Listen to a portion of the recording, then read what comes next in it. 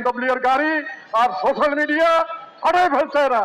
আপনি এই মোব সন্ত্রাস যেটা চলছে সেই মোব সন্ত্রাস জিয়ে রেখে আপনি আপনার ক্ষমতাকে পাকাপোক্ত করতে চান। মুক্তিযুদ্ধের কোটা বৈষম্য না, সব জায়গায় বৈষম্য চলছে।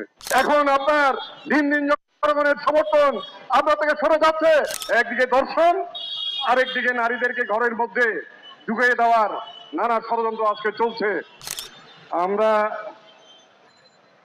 এই দেশে শ্রেণী বৈষম্য, ধন বৈষম্য, জাতি বৈষম্য, সাম্প্রদায়িক বৈষম্য, নারী বৈষম্য, বৈষম্য বহু রকমের আছে।